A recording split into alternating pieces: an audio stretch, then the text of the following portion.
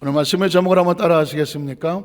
아브라함에게 약속하신 가나안 땅의 축복. 오늘 네 번째입니다.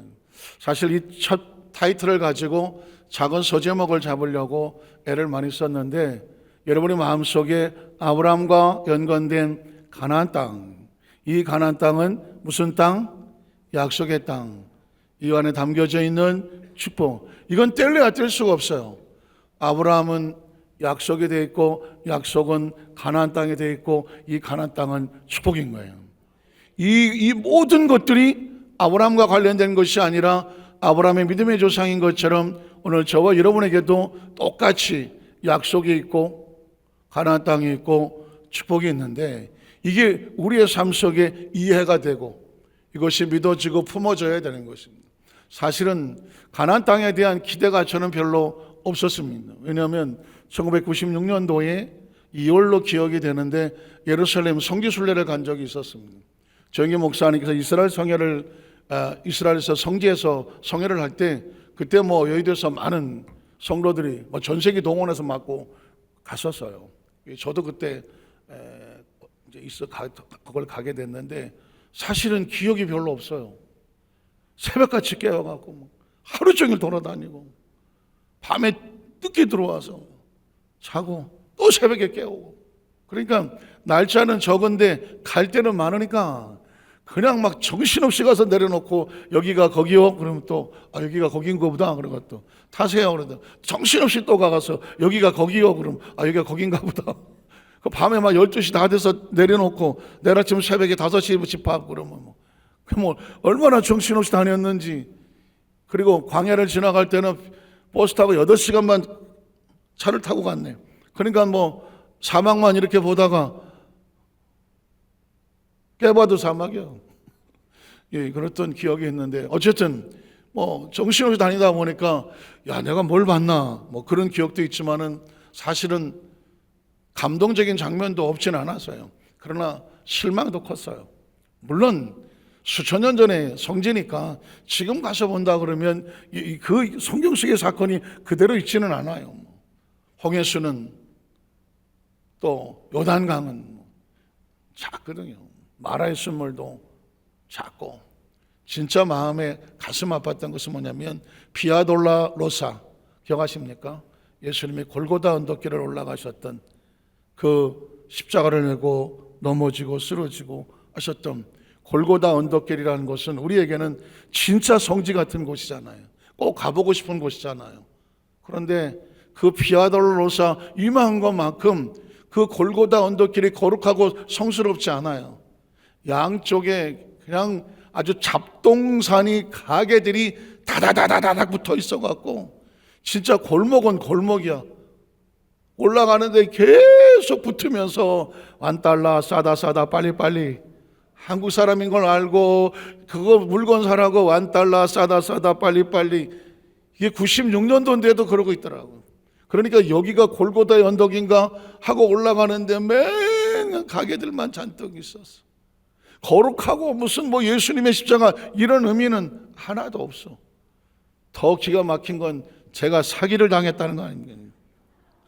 아니, 갑자기 조 목사님께서 만찬을 하신다고, 그 호텔에서 만찬을 하신다고 그래서 다 이제 담임 목사님들 다 모이라고 그랬는데, 그때 전 양복을 안 가져갔거든요. 근데 갑자기 만찬을 하신다고 그러니까 그냥 특성상 평상 입고 앉아도 되는데, 제가 감히 조 목사님 그 모이는 자리에 제가 정장을 안 하고 간다는 생각을 못 한 거예요. 그래서 이스라엘의 그 옷가게를 찾아가서 일본 말이 마이를 하나 이제 콤비를 하나 이제 걸쳐야 되겠다 하고 샀는데, 팔도 길고 통도 길고 사이즈가 큰 거밖에 없어. 그러니까는 수선해 주겠다고. 그러면서 재고 가지고 들어가더니 봉투에 담아주는 거야. 수선 다 끝났다고. 그래갖고 시간은 없으니까 그거 찾아갖고 호텔로 달려갔어. 그래서 그래서 입었더니 그대로 있었지. 팔도 그대로 입고 있지. 폼도 그대로 입고. 그게 뭐예요? 이야, 비상한 놈들. 제가 급한 걸 알고요. 조금만 기다리면 수선 금방 된다고. 그래 놓고는 하나도 수선을 안 하고 있지. 그걸 그대로. 내가 접어서 이러고 쭈그리고 앉아서 맨 뒤에 앉아서 있었던 기억이 지금도 생생해요. 완전히 성지순례 갔다가 사기를 하네요. 그럼에도 불구하고 우리 크리스찬들 속에서 성경 속에 나오는 가나안 땅은 과연 어떻게 기억이 돼야 되느냐? 성경은 우리에게 가나안 땅은 저 이스라엘에 가갖고 여기가 성진가? 이 성진가 하고 여기저기 찾아다니는 것이 아니에요. 하나님은 저와 여러분에게 아주 놀라운 축복의 땅을 주셨는데 그건 바로 우리의 마음인 거예요. 우리의 마음인 거예요. 그래서 성경은 제가 나중에 또 찾아 설교를 하겠습니다만은 그 마음의 중요성이 얼마나 중요한지는 성경에 곳곳에 기록해 놓았습니다. 오늘 성경에 아브라함이 나오는 것에 약속이 나오는데 가나안 땅이 나오잖아요. 이 가나안 땅의 축복은 땅에 들어가서 받는 게 아니에요. 그 마음속에 가나안 땅을 품어야 복을 받는 거죠. 창세기 12장 1절로 4절을 보면 여러분이 요절로 생각하셔야 돼요. 야훼께서 아브라함에게 너는 너희 고향과 친척과 아버지 집을 어떻게 해라? 지나간 과거에 아직도 아주 더덕더덕 붙어있는 내 마음속에 부정적인 생각, 예수 없이 살았던 모든 생각, 여러분 이거 절대 결단하셔야 돼요. 앞으로 계속 나오겠지만 우리 마음속에 하나님 주신 마음속에 일도 하나님 외에 다른 생각이 붙어있으면 그 땅은 절대로 축복의 땅이 될 수가 없어. 하나님이 주실 수가 없어. 그래서 다 떠나라고 말하는 거예요. 고향과 친척, 아버지 집을 떠나라고 말했습니다. 이걸 문자적으로 해석을 하면 출가를 하게 돼요. 출가가 뭐예요? 가출과 출가는 뭐가 달라요? 가출은 집을 나가는 거고 출가도 집을 나가는 건데 출가는 누가 출가한다 그래요? 스님들이 출가하신다 그래요. 속세의 모든 인연을 끌고 나는 출가한다고 말합니다. 어떻게 보면 본토 친척 아버지 집을 떠나라는 것을 보면 모든 친척을 끊고 뭐 가족을 끊고 실제로 이런 사람도 있어요. 나는 죄종이 되기 위해서 나는 고향과 친척과 아버지 집을 가정을 떠나겠어. 여러분 이게 문자적으로 해석을 하면 그렇게 보여요. 뭐 떠날 수도 있어요. 그러나 이 땅에서 저 땅 간다고 사람이 바뀌지 않았는데 그 땅에서 여기도 복을 못 받는데 저기도 복을 받아요? 그럴 리는 없어요. 절대 그럴 리는 없어요. 사람은 뭐가 바뀌어야 복을 받아요? 마음이 바뀌어야 돼요. 그래서 어떻게 내가 내게 보여지는 땅이라고 하는 것은 새로운 마음이에요. 네가 새로운 마음으로 이전 것은 지나갔으니 보라 새 것이 되었도다. 새로운 마음과 새로운 비전을 가지고 네가 움직여 살아야 하나님께서 새로운 것이 보여지게 되는 거예요. 계속 읽어 내려갈게요. 다 아시는 거니까. 내가 너로 큰 민족을 이루고 새로운 세계 내게 복을 주어 새로운 세계 내 이름을 창대하게 되리니 새로운 세계 너는 복이란 존재가 된다. 새로운 세계 너를 축복하자 내가 복을 내리고 너를 저주하자 내가 저주하게 된다. 너의 운명은 땅의 모든 족속에 너로 말미암아 뭘 얻게 된다. 복을 이전엔 듣도 보도 못한 이야기예요. 이전엔 상상도 안 되던 이야기예요. 아브라함이 꿈에도 생각 못했던 이야기예요. 그런데 하나님을 만나고 너희 생각과 사고가 어떻게 달라진다? 이런 새로운 존재가 된다는 거예요. 예수님을 구주로 믿으시면 아멘 하시길 바랍니다. 예수를 믿으면 나라가 오는 존재가 이제껏 내가 썼던 과거에 있었던 나의 자화상이 예수로 말미암아 전혀 새로운 자화상이 되는 거예요. 이건 내가 보는 내 인생이 아니라 하나님이 나를 바라보는 새로운 삶이 시작이 되는 거예요. 이제는 내가 내 인생을 바라보고 난 이런 존재를 생각했지만 예수를 믿고 나면 우리의 자화상 하나님이 나를 보는 자화상이 있어. 내가 너로 큰 민족을 이루고 네 이름을 창대하게 할 거고 너게 복의 근원 될 것이고 네가 복이 될 거라는 것입니다. 이게 하나님께 소리해 주는 자화상이에요. 지금 17명밖에 아멘을 안 해. 알아. 왜 7명밖에 아멘을 안 돼요? 상상이 안 되고 내가요? 내가 큰 민족을 이룬다고요? 내 이름이 창대하게 된다고요? 내가 복을 받는다고요? 내가 복의 근원이 된다고요? 에이, 내가 앞만 쳐다봐도 내가 안 돼. 우리 부모도 나한테 그런 얘기 해준 적 없어. 그러나 성경을 펼치면 하나님이 바라볼 때 내가 바라보는 너는 복 있는 사람이야. 내 이름은 창대하게 될 것이고 복의 근원이 될 것이고 네가 어디 가든지 복의 근원이 되고 땅의 모든 족속이 너로 인하여 복을 받는다는 거야. 이게 하나님 우리에게 바라보시는 거예요. 예수 믿고 달라지는 건 시야가 달라져요. 시각이 달라지고 사고가 달라지고 비전 스스로 자기를 바라보는 것이 달라져요. 그런 존재로 하나님께서 우리를 만들어 놓으신 것이고 피값으로 사놓은 것이라고요. 예수님의 피값이 그렇게 싸구려예요? 천하의 그 어떤 것으로 그 예수의 생명과 바꿀 수가 있습니까? 우리 아까 찬양할 때 그러지 않았어요? 그대여 좀 봐요 그러잖아요. 그대여 좀 봐요. 누굴 보라는 거예요? 자신을 보라고. 당신은 예수의 피값으로 산 소중한 생명이라고. 나는 개나리가 그렇게 이쁘게 웃는 건 처음 봤어. 난. 보라고. 그 찬양은 생글생글 웃으면서 찬양하지만 그 듣는 사람은 눈물 나는 찬양 아니에요? 내가 예수의 피값으로 산 천하보다 소중한 존재라. 난 한 번도 나를 그렇게 생각해 본 적이 없는데 내가 이렇게 소중한 존재구나. 예를 보십시오. 이 장면은 여러분 수천 번도 성경 읽었던 성령의 장면이에요. 그런데 이게 아브라함을 보는 하나님의 모습이 이렇다고요. 그러면 너도 그렇다야. 하나님 아브라함을 보시니까 땅의 모든 족속이 너로 말미암아 복을 얻을 거야. 우리를 보시고 너도 그래요. 너도 그래. 우리 자기 시몬에게 축복하십시오. 당신도 그렇습니다. 당신도 그렇습니다. 믿으십니까? 그러니까 성경을 안 읽을래 안 읽을 수가 없어요. 그래서 그 다음 절에 4절에 보면 뭐라고 말해요? 이 아브라함이 야훼의 말씀을 따라갔다. 얼마나 놀랐을까? 얼마나 가슴 설레었을까? 내가 조갈 데도 없고 아버지도 잃어버리고 형도 없고 조카 데리고 내가 어떻게 살아야 되나? 지금 앞이 캄캄한데 하나님께서 말씀하시기를 내가 내게 지시한 곳으로 가라. 내가 너를 바라보니 땅의 모든 족속이 너 때문에 복을 받을 존재야. 아브라함이 상상이나 했겠어요?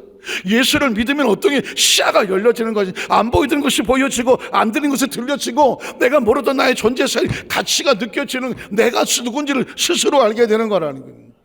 우리는 그동안 성경을 보니까 야훼 아브라함이 할 말씀을 따라갔나 보다. 보십시오. 아브라함이 얼마나 설레었을까요? 그러나 그럼에도 불구하고 그의 마음속에 롯도 데리고 가고 아브라함을 떠날 때 75세였더라. 여러분 아시는 것처럼 13장에 가면 롯을 보내고 나서 아브라함이 하나님께서 복을 받자. 롯이 아브라함을 떠난 후에 동서남북 가는 곳마다 복을 주시겠다고 말했습니다. 생략 넘어갑니다. 창세기 15장 4절로 7절 어제 말씀이에요. 하나님께서 어떻게 또 우리에게 말씀을 주시 야훼의 말씀 그에게 임하여 이르시되 그 사람의 상속자가 아니다. 사실 신앙생활은요 끊임없이 하나님과 우리 사이에 밀고 당기는 밀당이에요. 밀고 당기는 어쩔 수 없어. 사랑은 뭐예요? 연애를 해봤어야죠. 난 연애 결혼했다. 글쎄 어떻게 많이 늘었네. 그 전에 제가 몇 번 물었을 때는 우리 여도스모한자께서 내가 연애 결혼했더니 아무도 안 들어. 제가 물었어. 중매는 했냐? 그랬더니 중매도 안 했대. 도대체 뭘 보고 결혼한 거냐? 그랬더니 참 우리 교회 성도들은 대단하다. 연애를 하나, 영화를 보나, 노래방을 가나, 뭐 가요를 하나. 어제 반딧불 물었더니 한 3명 손드는 것 같더라고요. 그래서 제가 우리 교회 성도들 걱정하지 마라. 연애 이야기도 내가 해줄 것이고 영화 이야기도 내가 해줄 것이고 그냥 뭐 반딧불 얘기도 내가 해줄 테니까. 그럼 보십시오. 사랑은 밀고 당기는 거라고 하잖아요. 성경은 사랑 이야기, 하나님과 우리 사이 사랑 이야기인 거 모르세요? 하나님을 어쩌자고 내 이놈의 새끼들아, 내 사랑하는 이스라엘 백성아, 사랑해서 어쩔 줄 모르고 이스라엘 백성 그러면 또 도망을 막 하고 나 잡아봐 라고 도망가고 여기저기 돌아다니고 일로 와라 이놈들아 잡아다 놓으면 또 잡아다 놓으면은 또 좀 괜찮은가 그랬더니 또 도망가고. 오죽하면 하나님이 세상을 처럼 사랑하사 독생자를 내가 너에게 내 심장을 준다. 예수는 하나님의 심장 아니에요. 독생자를 주셨으니 이래도 나를 못 믿겠느냐? 누구든지 저를 믿는 자마다 믿는 게 뭐예요? 그의 사랑에 같이 사랑으로 손잡는 자마다 뭐하지 아니하고 멸망하지 아니하고 영생이 뭐예요? 영원히 사는 게 축복인가요? 혹시 영원히 사는 걸 축복이라고 생각하세요? 한 200살만 살아도 나 지금 가는 중이에요. 나 지금 가고 있다고 열심히요. 200살만 살아도 작동이 안 됩니다. 영원히 이 상태로 살아요? 영원히 산다는 것은 시간적인 영혼은 의미가 없어요. 그 영혼이라는 것은 하나님의 사랑이 회복되어져서 그 사랑 안에서 영원히 존재한다면 비로소 사랑이 그게 영생이죠. 그렇지 않습니까? 하나님께서 상속자 가지고 또 아브라함은 하나님 난 얘가 내 상속자예요. 그러니까 아니야 그거 아니야 내 상속자는 이거야. 이거 싸우면 자 오늘 본문으로 바로 들어갈게요. 창세기 17장에도 오면 하나님과 아브라함 사이에 뭘 하신지 아십니까? 씻어놓으면 씻겨놓으면 또 나가서 잔뜩 버려 지저분하게 오고 씻겨놓으면 또 나가서 잔뜩 지저분하게 오고 하나님은 계속해서 아이고 또 씻기고 또 씻기고 또 씻겨놓고 17장 1절을 가보겠습니다. 1절에 보니까 이렇게 말합니다. 아브라함이 99세 때에 야훼께서 아브라함에게 나타나사 그에게 이르시되 뭐라고 하면 나는 전능한 하나님이다. 잘 들어보세요. 하나님과 우리 관계는요 100 아니면 제로예요. 99% 해놓고 1% 롯을 땡기고 와서 하나님 내가 전심으로 주님을 사랑합니다. 이건 사랑이 아니에요. 하나님께서 우리에게 나는 전능한 하나님이라고 말했다면 너하고 나 사이에는 온전해야 돼. 한번 따라 하실까요? 너하고 나 사이는 온전해야 된다. 하나님을 믿는다면 온전히 믿어야 돼. 왜냐하면 하나님은 우리를 온전히 사랑하기 때문에요. 하나님은 우리의 간을 보지 않아요. 하나님은 우리에게 온전히 마음을 주시는 분이에요. 그럼 우리가 하나님 앞에 온전히 마음을 드릴 때 비로소 역사가 나타나요. 여러분 창세기 17장에 하나님께서 이렇게 막 99세에 아브라함 99세 나타나서 나는 전능한 하나님이야. 넌 어떻게 해야 돼? 내 앞에서 행하여 뭐 해라? 완전하라. 내가 전능하니 내가 완전하니 너도 완전하라. 이게 도대체 무슨 말이에요? 앞뒤를 살펴보아야 되는데 99세 때라 99세라고 말했어요. 그런데 아브라함이 75세에 하나님을 만났어요. 그리고 가나안으로 출발했어요. 그리고 10년 뒤에 85세에 무슨 일이 벌어졌냐면 창세기 16장에 벌어졌어요. 우리 17장이잖아요. 17장 전에 무슨 일이 있었냐면 하갈이 나타나요. 이스마엘이 나타나요. 아브라함이 자식이 없어요. 그런데 사라가 갑자기 아브라함에게 여보 우리가 자식이 없어. 그런데 저 하갈이 들어갔어. 하갈을 통해서 당신이 들어가서 자식을 낳아야 우리가 대를 이어지지 않겠소? 아주 합당한 변명거리가 생깁니다. 만약에 아브라함이 사라에게 여보 내가 저 하갈을 통해서 대를 이을까 하는데 어떻게 생각하시오? 어떻게 될 것 같아요? 그날로 조상이지. 이게 그날로 조상인 거예요. 그 용납할 사람 없어요. 그런데 이건 거꾸로 사례가 아브라함에게 하갈에게 들어가라는 거예요. 그리고 자식을 낳자는 거예요. 그러면 합리적이잖아요. 아브라함이 잘못한 게 아니에요.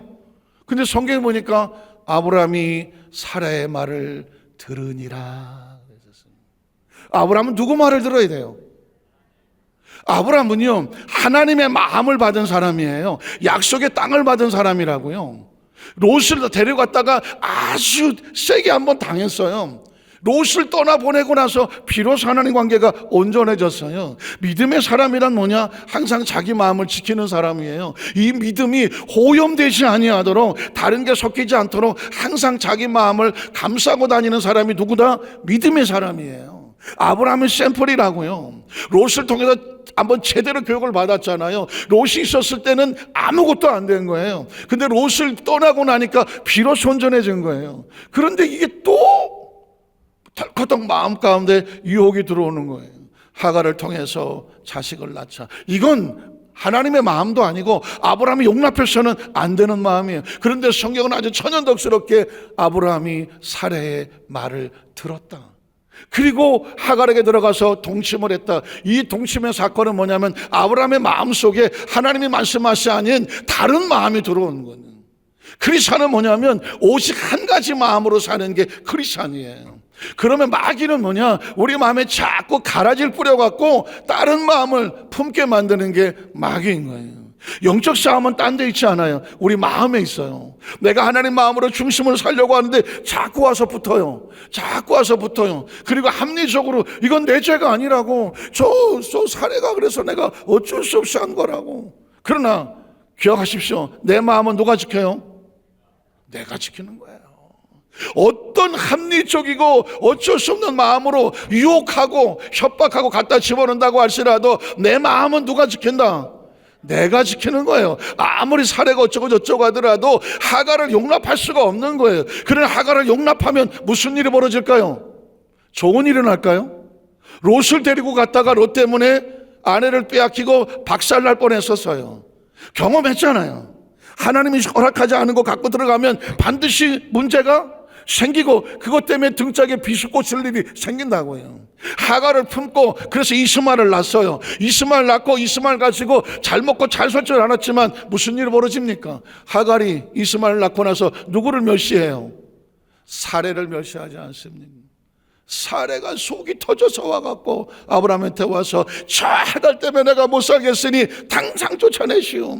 그런 거예요. 내가 어떤 일을 했든지 간에 하나님께 허락하지 않은 다른 어떤 것을 가슴에 품어서 그로 인해서 결과가 생겼다. 이것 때문에 내가 무병장수 잘 살고 잘 날 것 같지만 절대 그럴 리 없어요. 기억하셔야 돼요. 하나님의 방법이 아닌 것은 철천지 내 옆구리에 가시가 되고 가슴에 천추에 한을 남기는 거예요. 아브라함의 천추의 한은 하갈과 하루 저녁 동침한 거예요. 그리고 이스마엘을 낳은 거예요. 이스마엘이 내 새끼인 줄 알았어.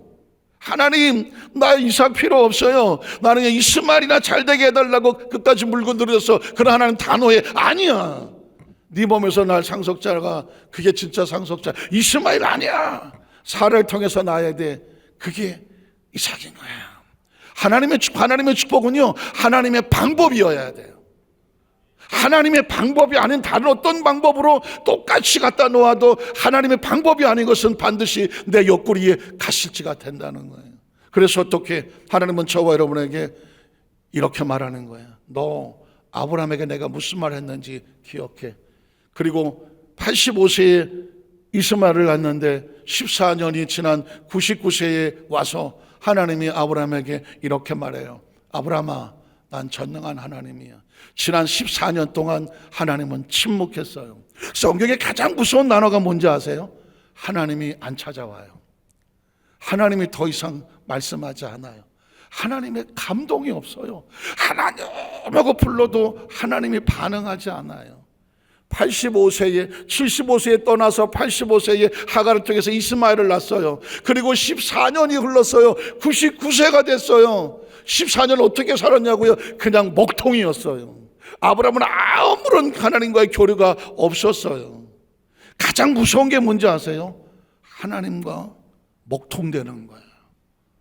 기도해도 감동이 없어요. 예배에 감동이 없어요. 아니, 하나님과 관계가 끊어지면 기도를 해야 되는지 예배를 나가야 되는지 내가 지금 직분을 받은 건지 아무런 감동이 없어요. 여러분, 신앙생활에서 가장 무서운 게 뭐냐면 하나님과 나와 아무런 감동이 없을 때 가장 큰일 난 줄 아셔야 돼요. 진짜 크리스천은 아까 말했어요. 생일이 언제예요? 하나님이란 생명이 매 순간 느껴지고 있는 거예요. 난 지금 하나님 안에 있습니다. 하나님 속에 있습니다. 하나님 내 안에 계십니다. 내 영이 하나님 안에서 자유하고 평안한 거예요. 그냥 기도를 따로 하지 않아도 마음속에서 쭉 하면 성령의 감동과 말씀이 나를 통제하고 지배하고 다스리고 딱 마음속에 성령과 교통하는 삶을 이게 살아있는 거예요. 14년을 먹통으로 살았는데 하나님께서 아브라함을 찾아와서 나는 전능한 하나님이다. 너는 내 앞에서 완전해라. 어떻게 들립니까? 너 14년 전에 하갈을 마음에 품고 잘못된 열매를 맺고 피투성이 됐지. 너 온전해지지 않으면 하나님의 축복은 없다. 기억하십시오. 하나님의 축복이 중요하지 않아요. 축복을 받을 수 있는 그릇이 중요하다고 말했습니다. 그래서 축복은 동서남북에 있지 않아요. 내 마음에 온전한 마음을 준비했을 때 비로소 동쪽을 가든 서쪽을 가든 남쪽으로 북쪽을 가든 어디 가도 걱정이 없는 거예요. 여기 하나님의 땅을 잘 지켜내면. 그래서 지금 저와 동일하게 말합니다. 하나님은 완전해. 하나님은 어리버리하지 않아. 하나님은 크게 그냥 이 정도면 넘어가겠지. 하나님께서 속아주실 거야. 그런 존재가 아니야. 그러려면 어떻게? 너도 하나님 앞에서 어떻게 해야 돼? 완전해야 돼. 뭘 완전해야 돼? 다른 거 없어. 네 마음을 온전히 하나님의 마음에 품어주게 해야 돼요. 아까 찬양의 마지막 찬양 때 와서 나의 마음이 아버지의 마음으로 채워 주시옵소서.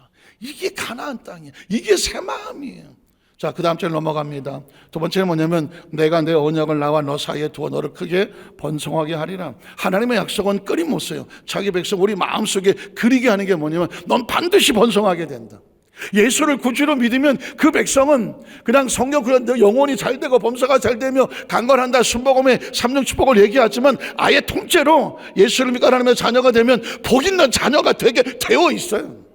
복 있는 자녀가 되게 되어 있다니까요. 여러분의 의식 속에 하나님을 아버지로 믿으십니까? 예수님을 구주로 믿으시면 아멘 하시기 바랍니다. 그러면 예수님이 부르신 하나님 우리 아버지인 것을 믿으십니까? 아버지 하나님에 대한 아버지의 인식이 있으면 아버지가 우리 하나님이라고 믿으면 내가 이 땅의 삶을 살아가면서 내게 필요한 모든 것들은 어디서 올 것 같아요? 아버지가 주신다니까. 아버지가 주신다고요. 아유, 나 우리 아버지는 태어나서 나한테 돈 한 번도 안 벌었고 맨날 술만 쳐드시고 어려서 나를 두드려 패서 난 아버지가 싫다고. 이런 분도 있어요. 그 전에 보니까 여의도 순복음교회 어떤 성도가 전도받아서 왔는데 하나님 아버지 어쩌고 그러니까는 얼굴이 시커면서 앉아서 목사님 하나님은 꼭 아버지여야 돼요. 왜 그러냐 했더니 나는 우리 아버지만 생각하면 무섭다고. 하나님의 아버지라니까 갑자기 무섭다고. 그래서 제가 그랬죠. 그러면 누가 잘할 때 제일 잘해줬냐 했더니 외삼촌이 잘해줬다고 그러면 그냥 하나님 우리 외삼촌 이렇게 하셔도 된다고. 아버지에 대한 인식이 너무 안 좋아갖고 하나님 아버지라 그러니까는 막 두렵고 떨리더래. 아버지라는 인식은 세상의 아버지 인식이 아니라 모든 것을 품어서 그의 생명을 통째로 주신 분이 그게 아버지고 어머니고 부모라는 거거든. 그러니까 하나님께서 이 시간 이후에 나라고 하는 존재를 이 땅에 낳게 하셨고 존재하게 하셨고 예수를 믿고 구원받아서 여기까지 오게 하셨다면 나의 모든 것은 누구의 은혜예요? 하나님의 은혜고 나의 모든 가는 길을 누가 인도하실 거예요? 누가 채우실 거예요? 확신합니까? 한번 따라하시고 아버지, 아버지, 아버지. 여기서 말하는 육신의 아버지 개념을 벗어나서 온 우주 만물을 창조하신 창조주, 만물의 근원, 내 생명의 근원이란 뜻이에요. 그래서 성경에 대한 하나님의 이 마음을 품어야 돼. 그가 너를 번성하게 할 것이고, 그 다음 절에 보면 아브라함이 없더니 하나님 또 그에게 말씀하여 이르시되 보라 내 언약에 너와 함께 있으니 너는 여러 민족의 아버지가 될 것이다. 두 번째 축복은 뭐냐면 한번 따라하시까 너는 여러 민족의 아버지가 될 것이다. 이해가 되시겠어요? 하나님이 우리 아버지야. 나의 모든 것이 그분으로부터 와. 그러면 이제 너는 그 아버지로 인하여서 모든 풍족한 존재가 되었으니 너의 마음속에 뭘 그려라? 이제는 네가 모든 사람을 살리는 아버지가 되라. 이해가 되시겠어요? 내 마음속에 내가 믿는 아버지로 인해서 내 삶은 반드시 잘 될 것을 믿어. 그러면 이 아버지를 가진 비밀을 가지고 예수를 믿으라고 하는 것은 예수 믿고 교회 다니라는 것이 아니라 나를 만나는 사람이 그 사람도 아버지를 만나게 하여 주시옵소서. 그 영혼을 건져내므로 말미암아 그도 하나님을 아버지로 믿어서 그의 삶이 복 있는 삶이 되어야 돼. 그러면 나를 통해서 그 영혼이 태어났으니까 그 영혼은 내 자식이잖아. 이해가 되시겠어요? 좋은 의미에서 내가 그를 영적으로 태어나게 만들었으니까 전도한 영혼은 나에게 내 자식이잖아. 그러면 내가 앞으로 삶을 살아가면서 내 목적은 뭐냐면 나를 통해서 수많은 영혼들이 다시 태어나게 하여 주시옵소서. 그래서 내가 말하면 우리가 뭐가 되느냐? 이제는 내가 많은 영혼을 건져내는 아버지가 되게 하여 주시옵소서. 오늘 저와 여러분 하나님 주신 축복의 우리가 예수 믿고 구원받고 이건 이유가 뭐예요? 우리를 통해서 너도 수많은 영혼들을 건져내서 복음을 증거하는 증인이 되나? 너는 반드시 여러 민족의 아버지가 된다. 아버지가 된다. 아버지가 된다는 것은 우리로 알고 우리 마음속에 내가 이 땅에 삶을 사는 존재가 뭘까?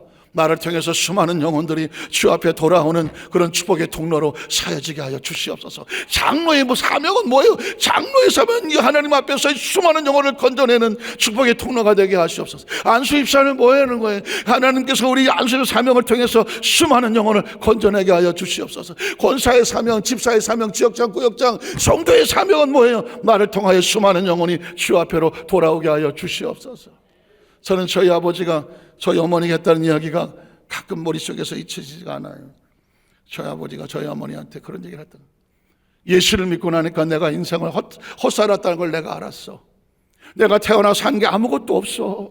저희 아버지가 어머니를 붙잡고 하는 거예요. 어느 날 아들이 목사라고 예수 믿고 성령 받고 나서는 하루에 3시간씩을 혼자 방에 앉으셔서 아들을 위해서 기도하시는 아버지로 사셨는데, 마지막에 가시기 전에 저희 어머니를 붙잡고 내가 이 땅에 태어난 목적이 뭘까? 아무래도 해놓은 게 없는데 어느 날 하나님께서 성령의 감동을 주시더니 아들 하나 목사 만들라고. 그게 저희 아버지가 하나님과 기도하는 가운데 하나님으로부터 받았다는 위로와 소망이었어. 내 자식을 내 아들을 목사 하나 만들려고 하나님은 나를 이 땅에 나는 아무것도 한 게 없는데 내 아들이 목사가 됐어. 내 아들이 목사가 돼서 복음을 들고 다니면서 수많은 영혼을 건져내면 하겠지. 나는 아무것도 한 게 없지만 하나님께서 나를 통해서 저 아들을 목사를 만들어서 사용하셨으니 하나님께서 나를 무의미하게 존재하게 하지는 않았구나. 그러면서 그렇게 하고 저희 어머니를 붙잡고 눈물을 흘리시더라는 그런 얘기를 제가 나중에 들은 적이 있어요. 그러니까 저와 여러분의 존재의 목적은 뭐냐면 나를 통해서 얼마 많은 영혼들이 하나님 아버지께로 돌아올까 거룩한 고민이 있으셔서, 그래서 이 땅에 하는 동안에 하나님 나로 말미암아, 또 우리 가족으로 말미암아, 우리 공동체로 말미암아, 우리 구역으로 말미암아, 지역으로 말미암아, 우리 교구로 말미암아, 우리 교회로 말미암아, 이 안산 땅에 죽어있는 영혼들, 살아난 영혼들을 하나님 여기저기 다 살려놓아서 그 영혼들이 아버지께로 돌아와서 우리 교회가 안산 땅의 여러 민족의 아버지가 되게 하여 주시옵소서. 그게 교회 사명 아니에요? 그게 직분자의 사명 아니에요? 그게 우리의 사명 아닙니까? 우리를 통해서 하나님 나라 갔더라도 되돌아보니까 우리가 전도한 사람들이 더 많은 영혼들을 전도해 놓아서 그들이 다 계속 영적으로 하나님 나라를 확산시켜 나가면 어느 날 그들은 다 우리가 그들의 영적인 아버지의 모습으로 사명을 감당하고 그게 우리 하나님 주시는 상급이 되어질 줄로 믿습니다. 마지막으로 성경을 또 보니까 이어가겠습니다. 이제 어른 내 이름을 아브라함이라 하지 말고 아브라함이라고 해라. 이는 내가 너를 여러 민족의 아버지가 되게 할 것이다. 내가 너를 심히 번성히 하리니 내가 내게서 민족들이 나게 하며 왕들 내게로부터 나올 것이다. 내가 내 언약을 나와 너 및 내 대대 후손 사이에 세워서 영원히 가야 돼. 신앙은 영원히 가야 돼. 그러니까 끝까지 가야 돼. 신앙의 가장 가슴 아픈 얘기는 쓰임 받다가 버림받는 거예요. 가룟 유다 같이, 사울왕 같이 시작은 창대했는데 나중은 피투성이로 전락하는 거예요. 그래서 지금은 저와 여러분이 어디까지 가야 되냐면 끝까지 잘 가야 돼. 하나님의 약속에 영원히 우리의 자자 손손에게 대에 끊어지지 아니하고 우리를 통해서 수많은 영혼들이 하나님 앞에 돌아오게 되는 사명을 질 때 그 사명과 약속이 언제까지 가야 돼? 영원히 가야 돼. 그래서 너와 내 후손이 하나님이 어떻게 되어 주시겠다고? 되어 주시겠다. 하나님께서 우리에게 말씀하는 거예요. 내가 너와 내 후손에게 내 거련 이 땅 곧 가나안 온 땅을 주어 영원한 기업이 되게 하고, 한번 따라 하시까? 나는 그들의 하나님이 되리라. 하나님이 구만의 정천 머는 것인 것이 아니라 우리가 전적으로 우리의 삶을 온전하게 하고 끝까지 사명 붙잡고 나가면 하나님이 약속해 주십니다. 내가 너의 하나님이 되어줄게. 백그라운드가 되어줄게. 약속의 하나님이 되어줄게. 지켜준 하나님이 되어줄게. 이 비전을 가진 게 아브라함이고요. 아브라함은 샘플이에요. 믿음의 조상이라고 말합니다. 우린 저와 믿음의 후손이잖아요. 아브라함이 약속하신 그 하나님이, 아브라함의 하나님이, 이삭의 하나님, 야곱의 하나님, 누구의 하나님이 돼? 저와 여러분의 하나님이 되어지는 거죠. 말씀을 정리합니다. 우리 마음속에 가장 최고의 축복의 땅은 가나안에 있어요. 근데 하나님은 이게 온전하기를 원해요. 그러니까 저와 여러분요, 목숨 걸고 마음을 지켜야 돼요. 새 마음이 되어야 돼.